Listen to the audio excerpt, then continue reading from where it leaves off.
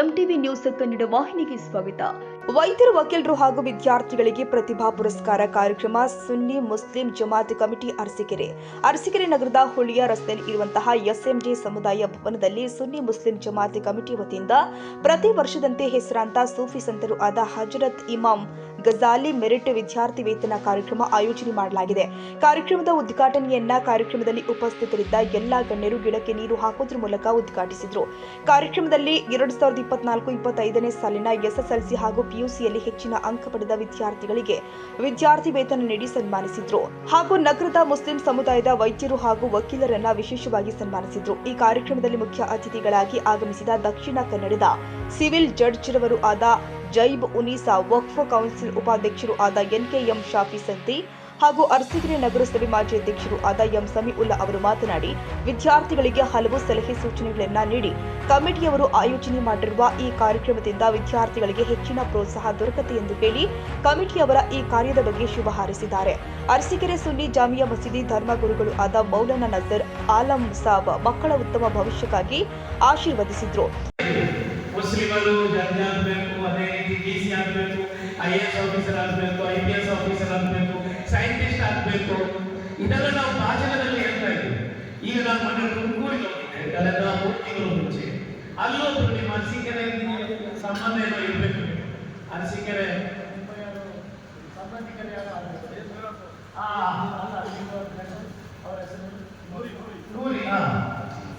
ಈ ರೀತಿಯಲ್ಲಿ ಹಲವು ಚರ್ಚಿಗಳು ನಮ್ಮ ಮುಂದೆ ಬರ್ತಾ ಇದ್ದಾರೆ. ಆದ್ದರಿಂದಲೇ ಜನಾಭಿಗೆ ಪ್ರಥಮವಾಗಿ ನಾನು ಕರ್ನಾಟಕ ವಕ್ಫ್ ಕೌನ್ಸಿಲ್ ಪರವಾಗಿ ಇಡೀ ನಮ್ಮ ಸಮುದಾಯದ ಸಮಾಜದ ಪರವಾಗಿ ನಾನು ಹೃದಯಾಂತರದ ಅಭಿನಂದನೆಗಳನ್ನು ಸಲ್ಲಿಸಿದ್ದೇನೆ.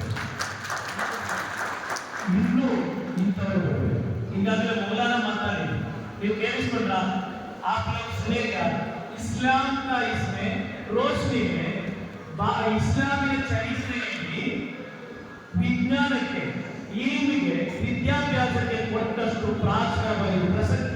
ಪ್ರಾಶಸ್ತ್ಯ ಅದೇ ರೀತಿ ಅದಕ್ಕೆ ಕೊಟ್ಟಂತ ಶ್ರೇಷ್ಠತೆ ಬೇರೆ ಯಾವುದಕ್ಕೂ ಕೊಟ್ಟಿಲ್ಲ. ಇಸ್ಲಾಂ ಹೇಳಿರೋದು ಅಲ್ಲಿ ಇಲ್ಮು ಹಯಾತುಲ್ ಇಸ್ಲಾಂ. ಇಲ್ಲಿ ಇಸ್ಲಾಂ ಇರಬೇಕಾದ್ರೆ ಇಲ್ಮು ಬೇಕು. ಜೀವನ ಇಸ್ಲಾಮಿಗೆ ಒಂದು ಚಿಕ್ಕ ಒಂದು ಸಸಿ ಗಿಡ ಅದು ಬೆಳಿಬೇಕಾದ್ರೆ ನೀರು ಇಲ್ಲ, ಅದಕ್ಕೆ ಆಚರಣೆ ಬೆಳೆಸಬೇಕು.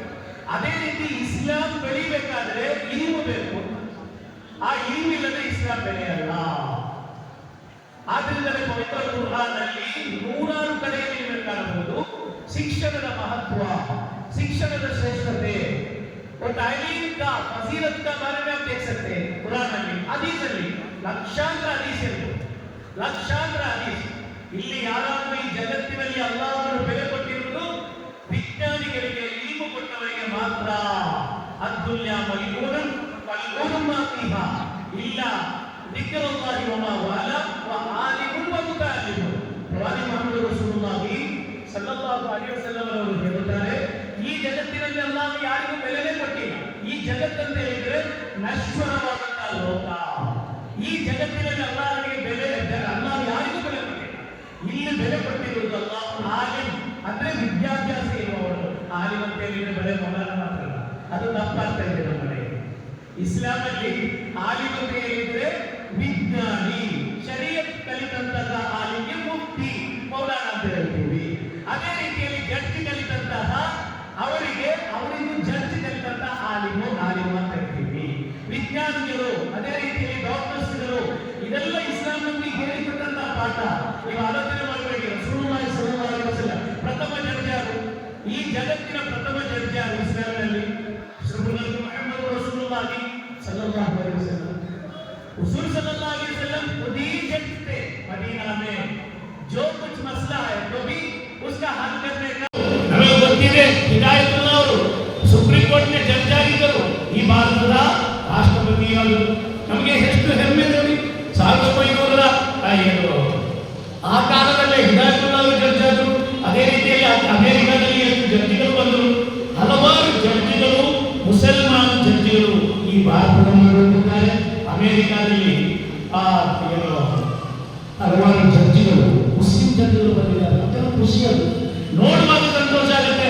ಅದೇ ರೀತಿಯಲ್ಲಿ Fatima Bibi supreme court judge ಆಗಿದ್ದರು. ಬಹಾರ್ ಇಸ್ಲಾಂ ಹಲವಾರು ಭಾರತಕ್ಕೆ ಸೇವೆ ಕೊಟ್ಟಿದ್ದಾರೆ. ಸುಪ್ರೀಂ ಕೋರ್ಟ್, ಹೈಕೋರ್ಟ್, ಅದೇ ರೀತಿಯಲ್ಲಿ ವಿವಿಧ ಕೋರ್ಟ್ಗಳಲ್ಲಿ ಮುಸ್ಲಿಂ ಜಡ್ಜ್ಗಳ ಹೆಸರು ಕಾಣಬಹುದು. ಆದ್ದರಿಂದ ನನ್ನ ಪ್ರೀತಿಯ ಮಕ್ಕಳೊಂದಿಗೆ, ಅರಸೀಕೆರೆ ಮಕ್ಕಳೊಂದಿಗೆ ಹೇಳಲಿಕ್ಕಿರೋದು, ಇವತ್ತು ಪ್ರತಿಭಾ ಪುರಸ್ಕಾರ ಇದೆ ನಿಮಗೆ. ಸುನ್ನಿ ಮುಸ್ಲಿಂ ಜಮಾತ್ ಅವರು ನಿಮಗೆ ಪ್ರತಿಭಾ ಪುರಸ್ಕಾರ ಮಾಡುವುದು, ಆ ಪ್ರತಿಭಾ ಪುರಸ್ಕಾರದಲ್ಲಿ ಒಬ್ಬ ಮೇಲು ವ್ಯಕ್ತಿಯನ್ನು ತಂದು ಈ ಸ್ಟೇಜಲ್ಲಿ ಕೂತ್ಕೊಳಿಸಿದ್ದಾರೆ. ಇದು ಮಾದರಿ.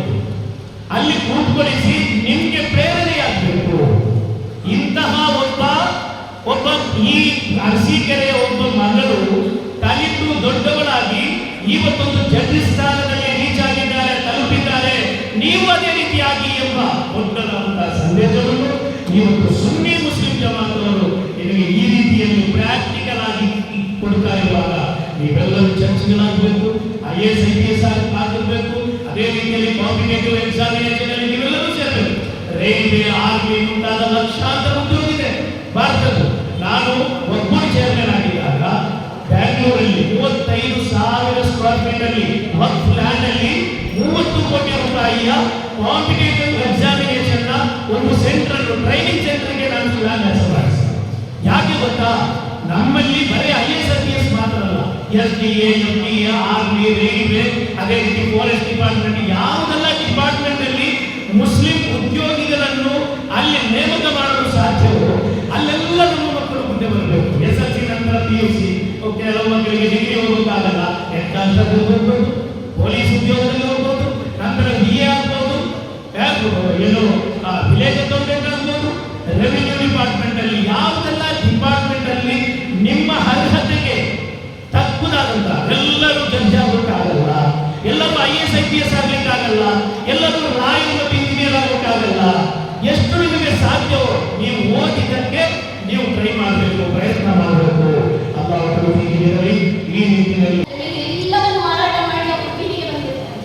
ಅದಕ್ಕೆ ಅದಕ್ಕೆ ಹೇಳ್ತಾರೆ, ಗೆದ್ದವನು ಸೋತ, ಸೋತವನನ್ನು ಸತ್ಯ ಹೋದರೆ. ಇಂತಹ ನಾವು ಒಂದು ಪರಿಸರದಲ್ಲಿ ಬೆಳಿಬೇಕು ಅಂತಂದ್ರೆ ಆಸ್ತಿ, ಅಂತಸ್ತು, ಇದರಿಂದ ನಮ್ಮ ಮಕ್ಕಳೇ ನಮ್ಮ ಹಾನೆಸ್ಟ್ ಮತ್ತು ಇಂಟೆಲಿಜೆಂಟ್ ಇದನ್ನು ನಾನು ತೋರಿಕೆಗೆ ಹೇಳ್ತಿಲ್ಲ, ಇಲ್ಲೇ ಹೇಳ್ತೇನೆ. ನಾನು ನನ್ನ ಸ್ಯಾಲರಿಯಲ್ಲಿ ಎಷ್ಟು ಅಂಕಿಗಳಿದ್ದಾವೆ ಅಂತ ಹೇಳಿ ನನಗೆ ಈಗಲೂ ಕೂಡ ನನಗೆ ಹೇಳಲಿಕ್ಕೆ ಬರೋದಿಲ್ಲ, ಯಾರು ಕೇಳಿದ್ದಾರೆ. ಆ ರೀತಿ ನಾನು ಇಲ್ಲಿವರೆಗೂ ನಾನು ಅಡ್ವೊಕೇಟ್ ಆಗಿ 23ನೇ ವರ್ಷ ನಡೀತಾ ಇದೆ, ನಾನು ಜಡ್ಜ್ ಆಗಿ 15ನೇ ವರ್ಷ ನಡೀತಾ ಇದೆ. ಇದನ್ನು ಮಾತ್ರ ಮನಸ್ಸಲ್ಲಿ ಕೊಡ್ತೀನಿ, ಎಲ್ಲರಿಗೂ ನ್ಯಾಯ ಕೊಡಬೇಕು. ದೇವರೇ ಯಾರಲ್ಲ किसी को बेइंसाफी ना ನನಗೆ ಒಂದು ಟೆನ್ಷನ್, ಜಡ್ಜ್ಮೆಂಟ್ ಹೊರಗಡೆ ಬರೋವರೆಗೂ ನಿಜವಾಗ್ಲೂ ಹೇಳಬೇಕು ಅಂತಂದರೆ ಅದೊಂದು ಪ್ರಸವ ವೇದನೆ. ಹೆರಿಗೆ ಆಗುವಷ್ಟರಲ್ಲಿ ತಾಯಿಗೆ ಎಷ್ಟು ವೇದನೆ ಆಗ್ತದೋ ಒಂದು ಜಡ್ಜ್ಮೆಂಟ್ ಕೊಡುವಷ್ಟರಲ್ಲಿ ಒಂದು ಜಡ್ಜ್ಗೆ ಎಷ್ಟು ವೇದನೆ ಆಗ್ತದೆ. ಅಷ್ಟು ವೇದನೆಯನ್ನು ಅನುಭವಿಸಿ ಒಂದು ಜಡ್ಜ್ಮೆಂಟ್ ಕೊಡ್ತೀನಿ. ರಾತ್ರಿ 2 ಗಂಟೆ 3 ಗಂಟೆ ನಾನು ಎದ್ದಿರ್ತೀನಿ, ಅಥವಾ ಬೆಳಿಗ್ಗೆ 3:30ಗೆ ಹೇಳ್ತೇನೆ, ಬೆಳಿಗ್ಗೆ 6 ಗಂಟೆ 7 ಗಂಟೆ ಆಗಿ ನನ್ನ ಥಿಂಕಿಂಗ್ ಉದ್ಯೋಗ ಎಲ್ಲಿ ಯಾವ ಅಕ್ಷರದಲ್ಲಿ ಯಾರ ಜೀವನ ಬಂದಿದೆಯೋ ಗೊತ್ತಿಲ್ಲ. ನಮ್ಮ ಜಡ್ಜಸ್ ನನಗಿಂತ ಇರುವವರು ಹೇಳ್ತಾ ಇದ್ರು, ನಾವು ಇಂಥ ಜಡ್ಜ್ಮೆಂಟ್ ಇವ್ರ ಪರವಾಗಿ ಅಥವಾ ಈ ರೀತಿ ಮಾಡಬೇಕು ಅಂತ ಹೇಳಿ ಬರಿತಾ ಹೋಗ್ತೇವೆ, ಕೊನೆಗೆ 2 ವರ್ಷ ಆಗಿದೆ. ಬರುವಾಗ ಅಂತ ಒಂದು ಪ್ರೇರಕ ಶಕ್ತಿ ನಮ್ಮ ಹಿಂದೆ ಕೆಲಸ ಮಾಡ್ತಾ ಇರ್ತಾರೆ, ಮೇಲೆ ಕೆಲಸ ಮಾಡ್ತಾ ಇರ್ತಾರೆ. ಅದೆಲ್ಲವನ್ನು ಮೀರಿ ನೀವು ಅಲ್ಲ ನಮ್ಮ ಮೇಲೆ ಭರವಸೆಯಾಗಿ ನಿಜವಾಗ್ಲೂ ಅಲ್ಲ ನಮ್ಮ ಹೇಳಿರ್ತಾನೆ.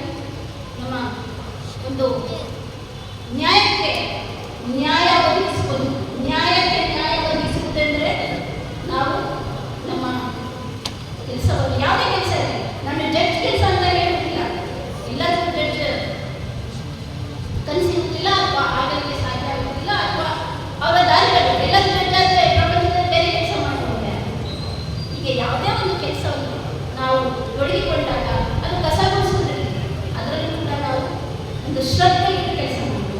ಯಾರಾದರೂ ಸರಿಯಾಗಿ ಕಸ ಗುಡಿಸಲಿಲ್ಲ, ಕ್ಲೀನ್ ಮಾಡಲಿಲ್ಲ, ಸರಿಯಾಗಿ ಟೈಪ್ ಮಾಡಲಿಲ್ಲ, ಅಥವಾ ಯಾರಾದರೂ ಒಂದು ಪತ್ರ ಸರಿಯಾಗಿ ಬರಲಿಲ್ಲ, ನಾನು ಅವ್ರಿಗೆ ಸರಿಸಿ ನಾನು ಕೊಡ್ತೇನೆ, ಬಿಡು ನೀವು ಕಸ್ಬರಿಗೆ ನಾನು ಮಾಡಿ ತೋರಿಸ್ತೇನೆ. ಇಲ್ಲ ಮೇಡಮ್ ಅದು ಬರಲಿಲ್ಲ, ಇಲ್ಲ ನಾನು ತೋರಿಸ್ತೇನೆ ಯಾವತ್ತೂ ಹಿಂದೆ ಮಾಡಿರಲಿಲ್ಲ. ನನ್ನ ಮನೆಯಲ್ಲಿ ನನಗೆ ಕೆಲಸ ಮಾಡಲು ಬಿಡ್ತಾ ಇರಲಿಲ್ಲ. 15 ಮುಸ್ಲಿಂ ಜಮಾತ್ ಕಮಿಟಿ ವತಿಯಿಂದ ಏನಿವತ್ತು ಮಕ್ಕಳಿಗೆ ಪ್ರೋತ್ಸಾಹ ಮತ್ತು ಮತ್ತೆ ಸಮಾಜದ ಮಕ್ಕಳಿಗೆ ಗೌರವ ಸೂಚಿಸುವಂಥ ಕಾರ್ಯಕ್ರಮವನ್ನು ಹಮ್ಮಿಕೊಂಡಿದ್ದೀವಿ. ಈ ಕಾರ್ಯಕ್ರಮ ಕಮಿಟಿಯವರು ಬಹಳ ಒಳ್ಳೆಯ ಕೆಲಸ ಮಾಡ್ತಾರೆ ಅಂತ ನನ್ನ ಭಾವನೆ. ಯಾಕಂದರೆ ಇವತ್ತು ನಮ್ಮ ಡಾಕ್ಟರ್ಸ್ ಇರ್ಬೋದು, ಲಾಯರ್ ಅಡ್ವೊಕೇಟ್ಸ್ ಇರ್ಬೋದು, ಇವತ್ತು ಅವ್ರು ಕೊಟ್ಟಂಥ ಸೇವೆ ಕೊಡ್ತಾರೆ. ಇವತ್ತು ಸಮಾಜಕ್ಕೆ ಎಲ್ಲ ಸಮಸ್ತ ಜನತೆಗೂ ಸೇವೆ ಕೊಡ್ತಾರೆ. ಈ ಇಂಥ ಕಾರ್ಯಕ್ರಮವನ್ನು ಕಮಿಟಿಯವರಿಂದ ಮಾಡಿದ್ರೆ ಮುಂದಿನ ಇರೋಂಥ ಮಕ್ಕಳಿಗೆ ಮತ್ತು ಎಲ್ಲೋ ನಾವು ಪ್ರೋತ್ಸಾಹ ಕೊಡೋಕ್ಕಾಗ್ತದೆ.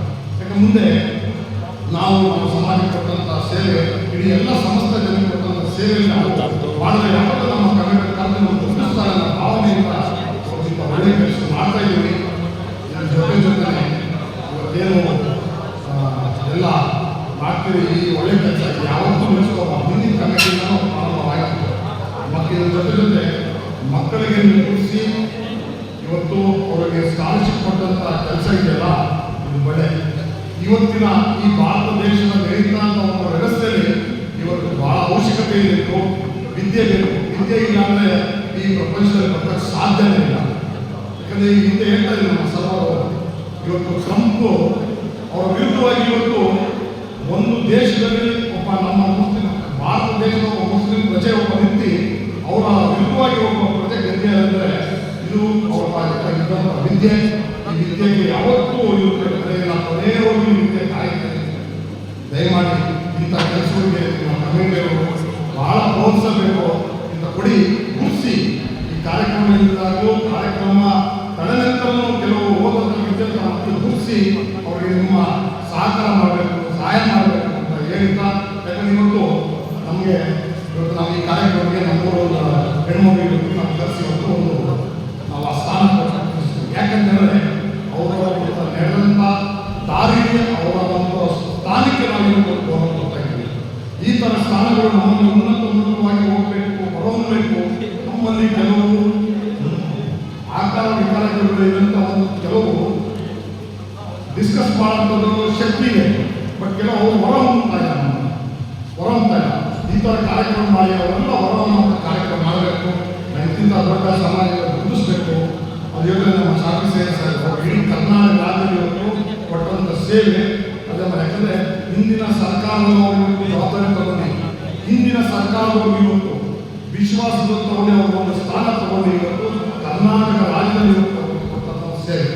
ಇಂಥ ಸೇವೆಗಳು ಅವರ ಕೊಡಬೇಕು. ಭಗವಂತ ಅವರಿಗೆ ಇನ್ನೂ ಒಳ್ಳೆಯ ಆಯಸ್ಸು ಆರೋಗ್ಯ ಎಲ್ಲ ಕೊಡಲಿ, ನಮ್ಮ ಸಮಾಜಕ್ಕೆ ಸೇವೆ ಮಾಡೋ ಅವಕಾಶ ಕೊಡಲಿ ಅಂತ ಈ ವೇದಿಕೆ ಮುಖಾಂತರ ವಹಿಸ್ಕೊಂಡು ನಾನು ಈ ಕಾರ್ಯಕ್ರಮದಲ್ಲಿ ನಿರ್ವಹಿಸ್ತೀನಿ. ದಯಮಾಡಿ ಯಾರು ಅವನಿಂದ ಬಯಸಬಾರ್ದು. ಮುಂದೆ ಒಂದು ಕಾರ್ಯಕ್ರಮ ಅಂತ ಹೇಳಿ ಈ ಕಾರ್ಯಕ್ರಮ ನಿರ್ವಹಿಸಬೇಕೆಲ್ಲ ಅನುಮತಿಯನ್ನು ಕೇಳ್ತಾ ಈ ಕಾರ್ಯ ನಿರ್ವಹಿಸ್ತೀನಿ. ಇದರ ಜೊತೆ ನಗರದ ಎಲ್ಲಾ ಮಸೀದಿಯ ಧರ್ಮಗುರುಗಳು ಕೂಡ ಉಪಸ್ಥಿತರಿದ್ದರು. ಈ ಕಾರ್ಯಕ್ರಮದಲ್ಲಿ ಸುನ್ನಿ ಮುಸ್ಲಿಂ ಜಮಾತ್ ಕಮಿಟಿ ಅಧ್ಯಕ್ಷರು ಆದ ಅಫ್ರೋಜ್ ಪಾಷಾ, ಉಪಾಧ್ಯಕ್ಷರು ಆದ ಸೈಯದ್ ದಸ್ತಗೀರ್, ಕಾರ್ಯದರ್ಶಿಗಳು ಆದ ಅಬ್ದುಲ್ ಜಮೀಲ್, ಖಜಾಂಚಿ ಸೈಯದ್ ಸಾಬ್, ಕಮಿಟಿಯ ಎಲ್ಲ ಪದಾಧಿಕಾರಿಗಳು ಸೇರಿ ಮತ್ತಿತರರು ಉಪಸ್ಥಿತರಿದ್ದರು.